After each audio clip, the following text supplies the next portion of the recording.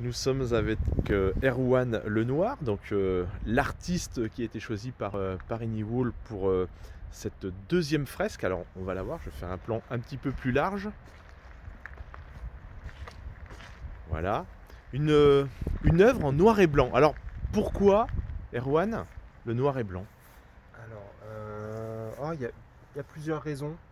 Euh, je pense que ce qui m'intéressait le plus sur une fresque de cette ampleur, c'était de jouer avec la notion de vide et de plein, et puis comment dire, de pouvoir aussi jouer avec l'entremêlement de ces deux teintes.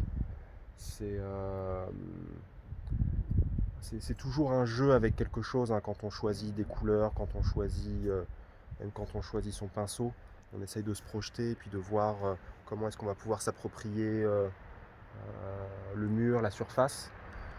Ce que j'aime bien aussi avec le noir et blanc, c'est que parfois dans l'imaginaire, ça évoque quelque chose d'ancien.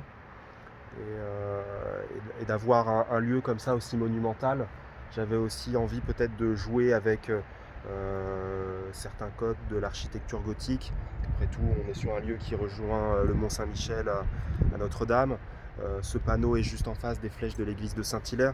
Donc l'idée, c'était aussi de créer une sorte de monumentalité à cette fresque. Et le noir et blanc se prête bien à ce genre de choses. C'est votre première fresque, hein? C'est la première fresque en plein air. En termes de mètres carrés, j'avais déjà couvert des surfaces à peu près équivalentes, mais en intérieur. C'est la première fois en extérieur.